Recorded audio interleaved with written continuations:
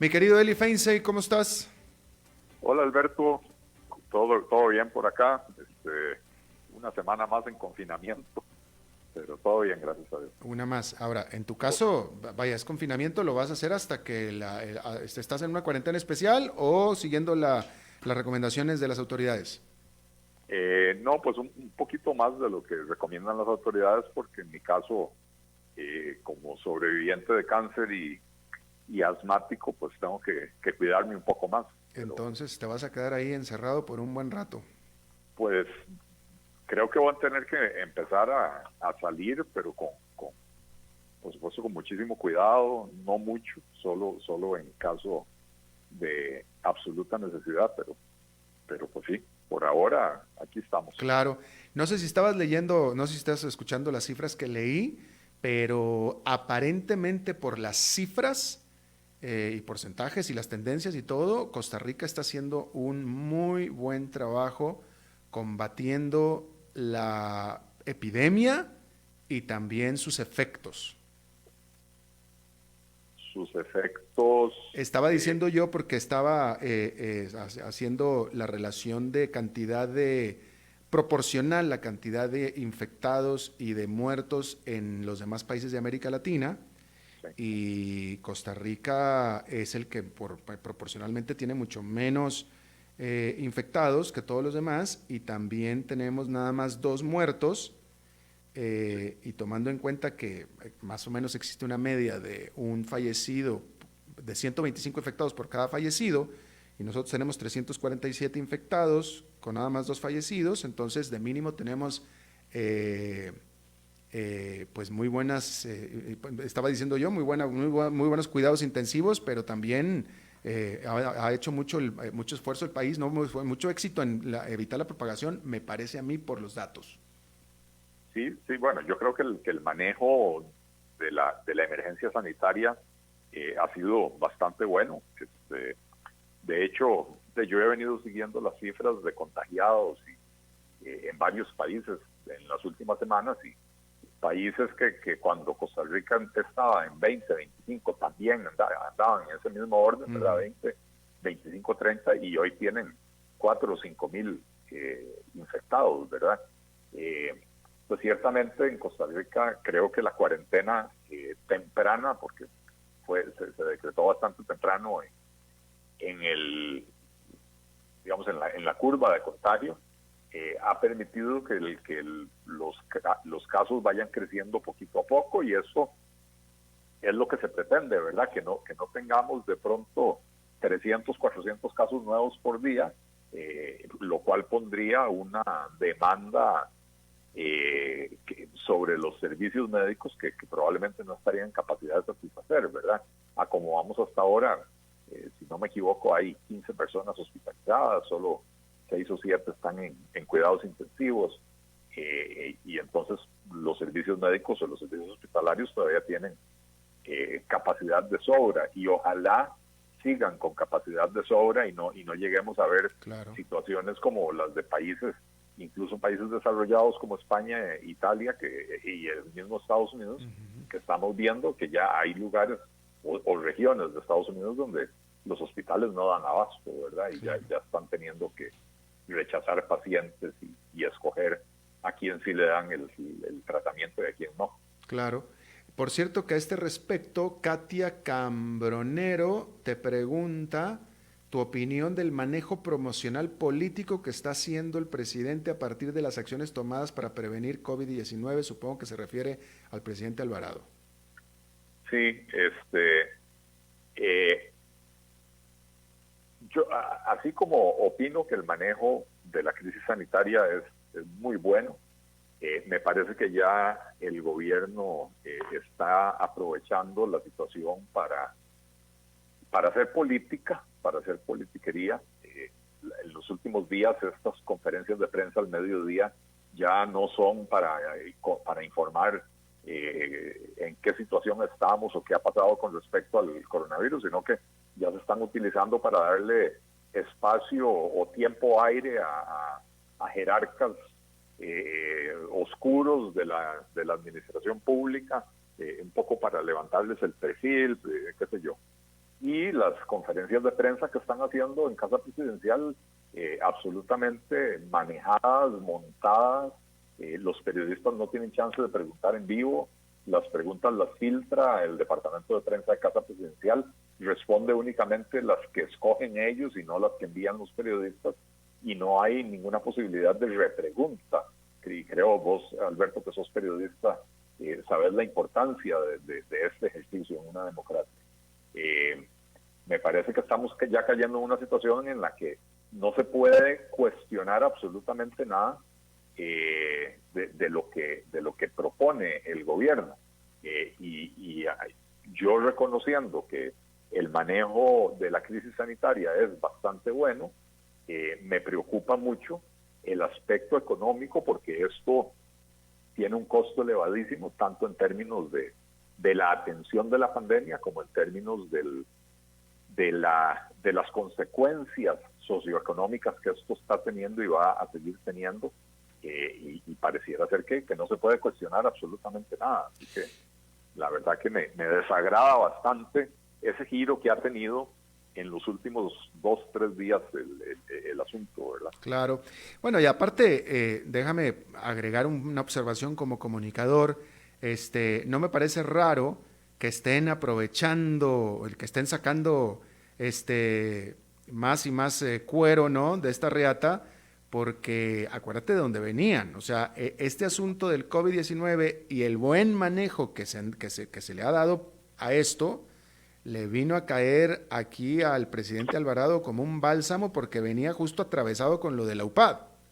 Es correcto. Entonces están a la aprovechando. gente se le olvida que el día antes de que se decretara la emergencia, el gobierno estaba desmoronándose, ¿verdad? El presidente tuvo que pedir la renuncia o reubicar a la mitad de su personal de Casa Presidencial. Básicamente su círculo íntimo se tuvo que ir, ¿verdad?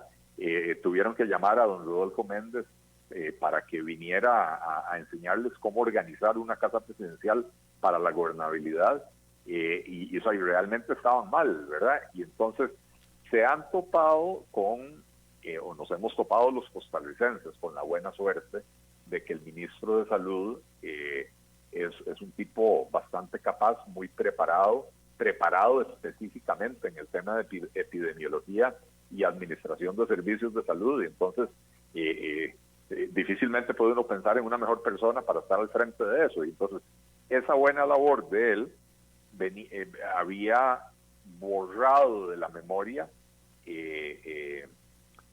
la situación en la que estaba el gobierno. Pero cuando vemos, Alberto, la descoordinación del sector económico del gobierno, tenemos que recordar que sí, que este es un gobierno que carece absolutamente de coordinación.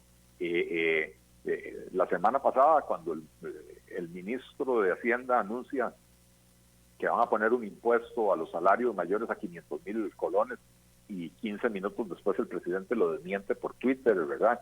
Eso era lo típico, y eso es lo típico de este gobierno. Que el sector salud esté bien organizado no quiere decir que el gobierno está bien organizado, pero como bien decís, están aprovechando, están sacándole más cuero a esa riata, ¿verdad? Porque ahora están sacando a exhibir hasta a la ministra de la Condición de la Mujer, a hablar en las conferencias de prensa, porque precisamente quieren aprovechar esto para levantarse el perfil. Efectivamente, sí, están aprovechando. Aquí tenía yo, nada más que se me acaba de... A ver, espérate.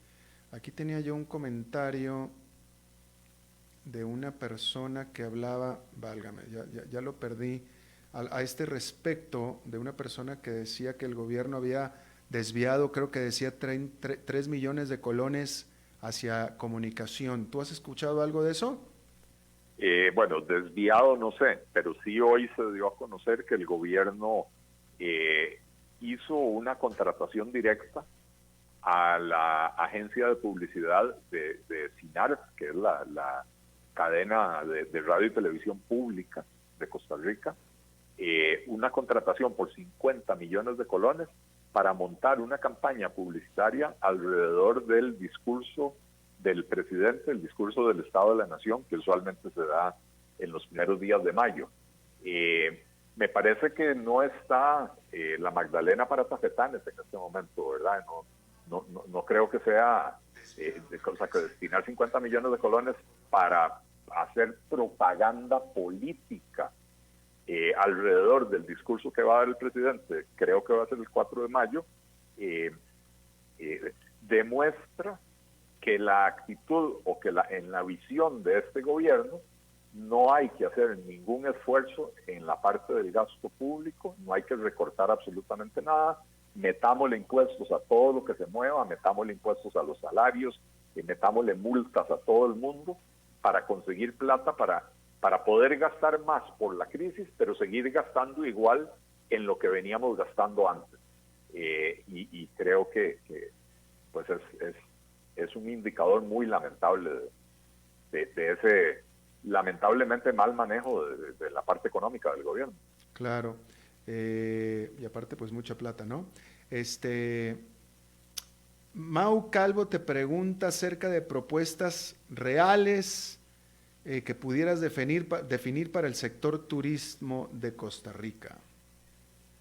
Bueno, en este momento la recuperación del sector turismo no va a depender de lo que hagamos aquí en Costa Rica, en el sentido de que se requiere que cambien muchas cosas afuera, ¿verdad? Para empezar la recuperación de la industria aérea, ¿verdad?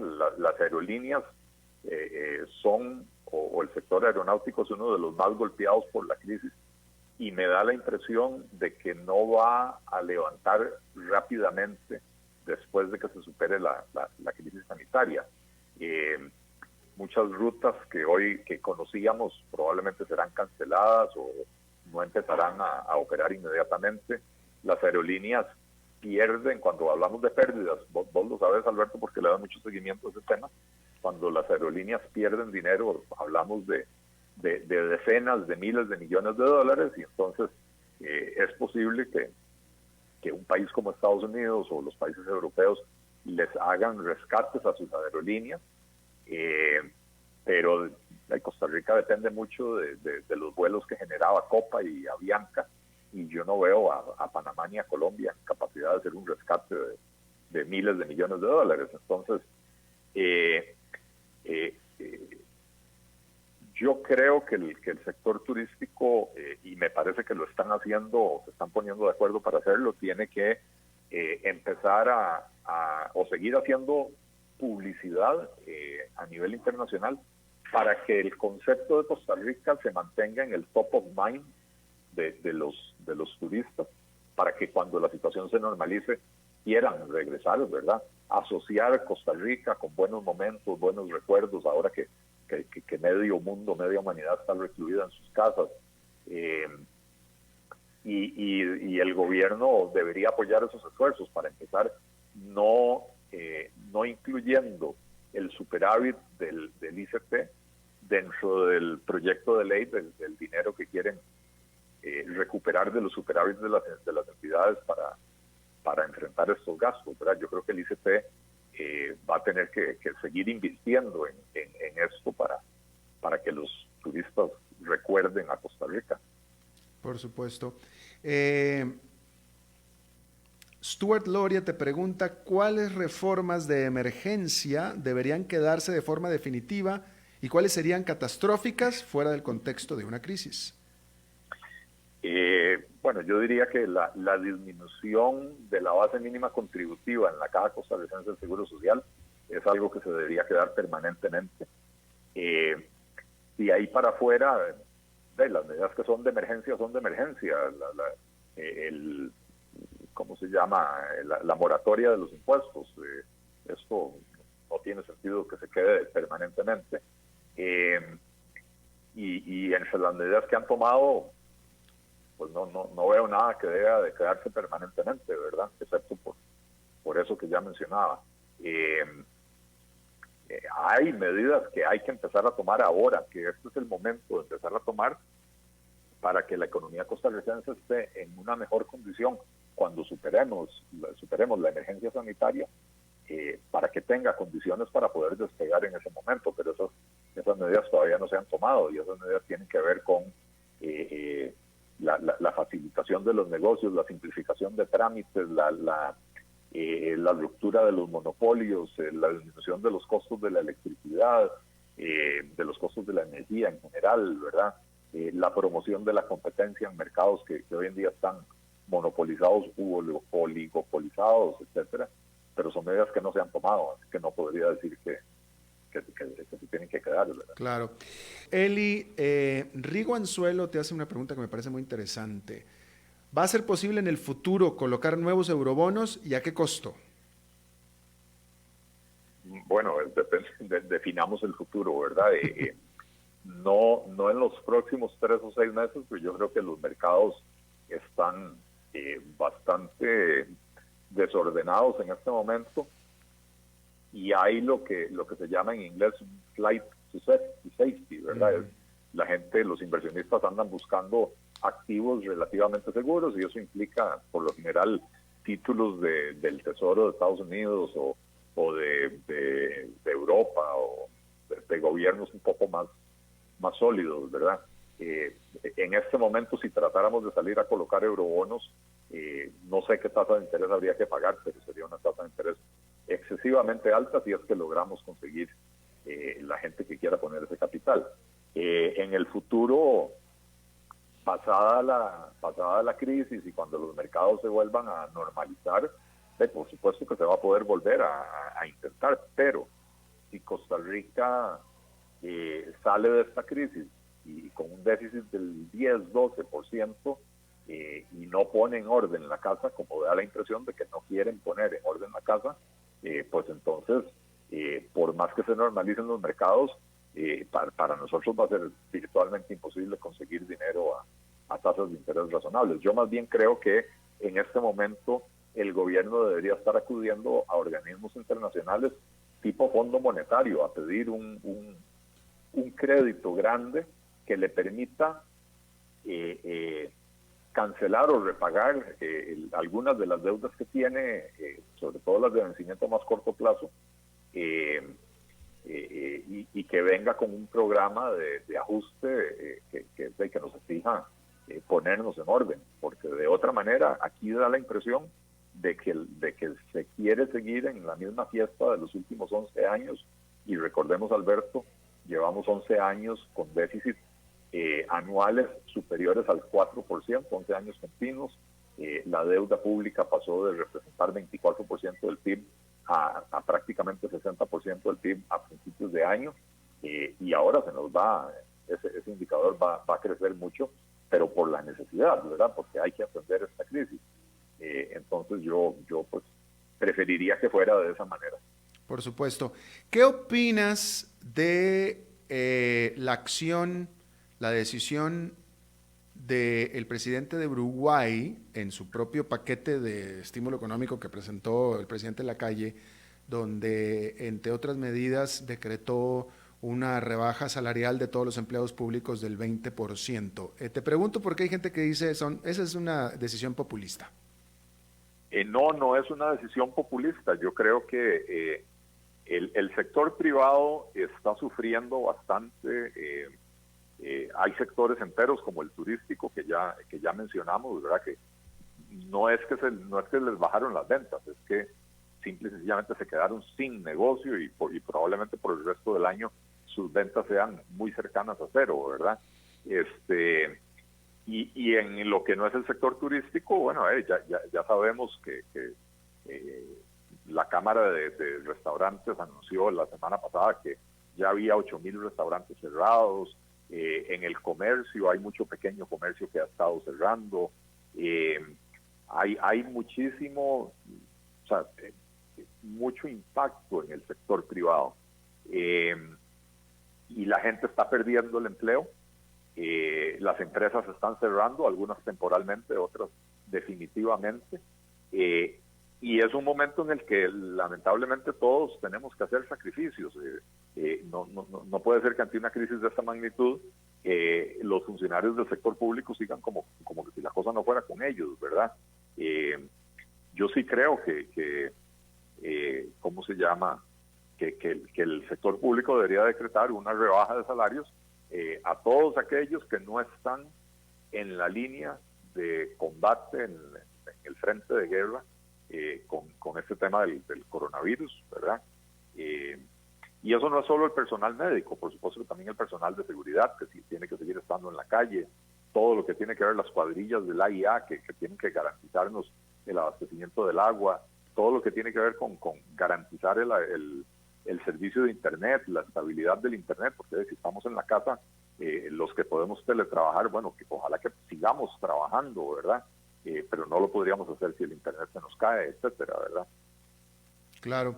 Alguien te preguntaba, y te digo alguien porque se me perdió y no tengo el nombre en este momento, pero la pregunta era muy sencilla respecto de las medidas que se deberían de permanecer o no. Y preguntaba a alguien si se debería de quedar las 40 horas semanales de trabajo. Eh, no sé a qué se refiera. O implementar una semana de 40 horas de trabajo laboral. Bueno, yo creo que en, antes de poder hacer una cosa así, tendríamos que implementar medidas para mejorar la productividad de las personas. Porque si hoy en día es difícil contratar a personas de un perfil educativo bajo, porque lo que aportan, que a veces es incluso menor a lo que cuesta contratarlos por el salario mínimo más las cargas sociales, ¿verdad? Si encima de todo reducimos la jornada laboral a 40 horas y nadie va a aceptar, y los juzgados de este país no van a aceptar una disminución de la remuneración porque haya menos horas, ¿verdad? Entonces, básicamente lo que estaríamos haciendo es provocando un aumento de salarios del 20% automático, ¿verdad? Entonces, si no hacemos primero algo radical para mejorar la productividad de los factores y la productividad de las personas, sobre todo, yo no veo que sea factible reducir la jornada laboral. Claro. José Francisco Cordero Baltodano te pregunta sobre si eliminar pluses o el desenganche de los salarios de la caja. Bueno, el desenganche de los salarios de la caja debió de haberse eliminado hace mucho tiempo, no tiene nada que ver con la pandemia, pero ciertamente ahí hay una barbaridad que le impide al propio gobierno tener una política salarial más razonable, porque cada vez que le sube los salarios a los funcionarios peor pagados, por ejemplo a los policías, cada vez que tiene que considerar subirle salarios a los policías, sabe que esto le provoca una cascada de aumentos a los médicos, a las enfermeras, a los psicólogos, a todo el personal, y al final de cuentas pues no hay manera de sostener las finanzas públicas, ¿verdad? Pero insisto, esto no tiene nada que ver con la pandemia. Claro. 2 minutos tenemos nada más, Eli, y yo te pregunto a ti, ¿es hora de volver a traer a la mesa la consideración, la discusión sobre los impuestos que no pagan las cooperativas? Y digo volver a traer a la mesa porque esto se discutió antes de la reforma fiscal, después de la reforma fiscal ya se dejó de lado y bueno, otra vez estamos muy apretados. Sí, bueno, vos sabés y la gente, los seguidores de este programa saben cuál es mi posición. Yo creo que las cooperativas deberían de pagar impuestos como cualquier otra empresa, pero no creo que este sea el momento. No creo que se deba de aprovechar esta coyuntura de la pandemia para golpear más al sector productivo, ¿verdad? Una vez que se recupere la economía, sí, hay que volverlo a poner sobre la mesa, pues yo creo que las empresas deberían de contribuir todas, ¿verdad? Pequeñas, cada una, las pequeñas pagarán como pequeñas, las grandes pagarán como grandes, pero todas deberían de contribuir, pequeñas, grandes, agrícolas, industriales, de servicios, etcétera, sin importar cómo están organizadas. Si están organizadas como corporación, sociedad anónima, cooperativa o lo que sea, no debería hacer diferencia en el tratamiento fiscal, pero no golpeemos en este momento al sector productivo. Bueno, buen punto, buen punto. A pesar de que una de las propuestas del presidente Alvarado para esta situación, como él lo dijo, él dice que habrá empresas que no serán tan afectadas y a esas se les iba a considerar el pedirles una aportación solidaria. Sí, A ver, yo creo, Alberto, que eso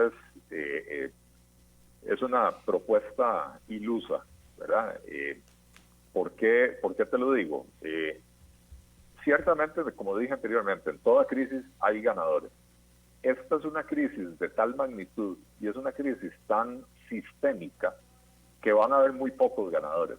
Habrá algunos ganadores, pero entonces va a haber que esperarse a final de año a ver quién reporta utilidades importantes, utilidades mejores que el año pasado o utilidades similares al año pasado, para entonces decirles, bueno, ahora les voy a crear un impuesto retroactivo.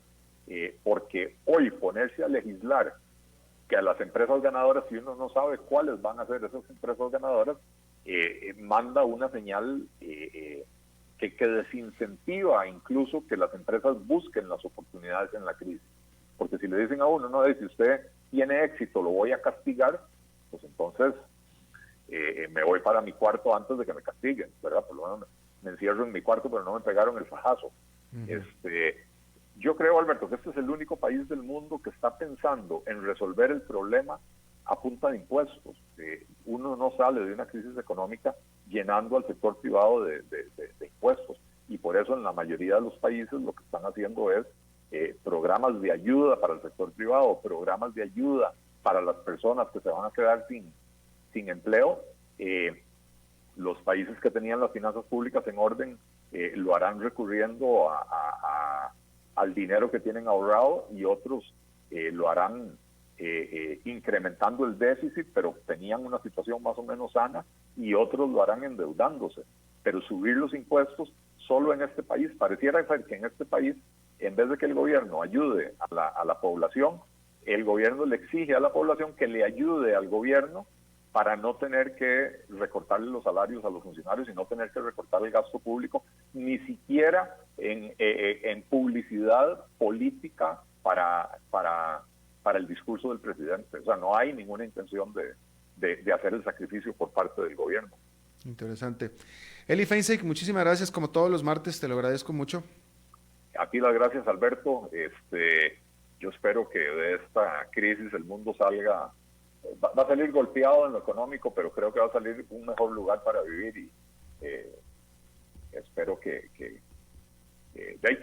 logremos minimizar el daño, por lo menos en la parte médica sanitaria. Me parece que vamos bien en Costa Rica, y eso es importante, hay que preservar la vida humana. Definitivamente. El próximo martes la continuamos.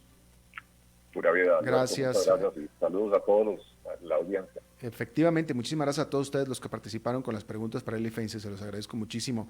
Y bueno, esto es todo lo que tenemos por esta emisión. Espero que termine su día en buena nota, buen tono. Nosotros nos reencontramos en 23 horas. Que la pase muy bien.